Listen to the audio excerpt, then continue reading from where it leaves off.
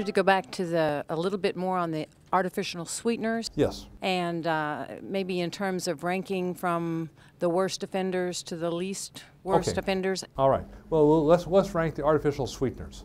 Let's say the worst offender, aspartame. No ifs, ands, or buts about it. The data is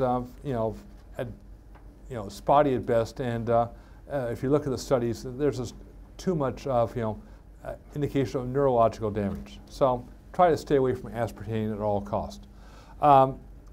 The best artificial sweetener of the artificial sweeteners would probably be at this point Splenda, because what Splenda is, it is a chlorinated glucose molecule. But the chlorination on there allows it to interact with the receptors in the tongue, but it can't enter the bloodstream. Whereas the aspartame can enter the bloodstream and cause all sorts of bad things happening.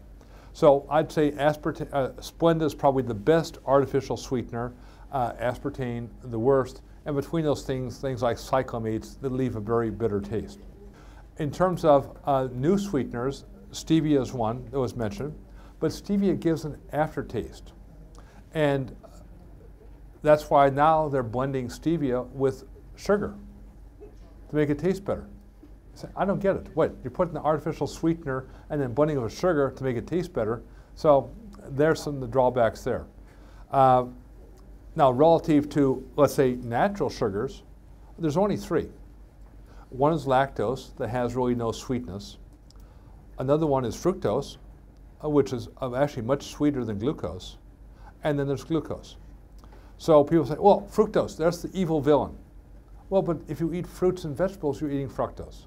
So as long as you keep your total fructose concentration under about 60 grams per day, and now you have to eat about 4 pounds of fruits and vegetables, but to keep it under 60 grams per day, you're in pretty good shape.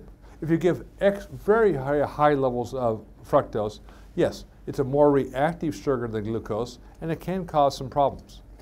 But if you basically have fructose, again, with protein balanced, over 25 years we've seen no problems. So you have your natural sugars that the body has to have. You have some artificial sugars because we've developed a very sweet palate. So that's the rankings I'd use.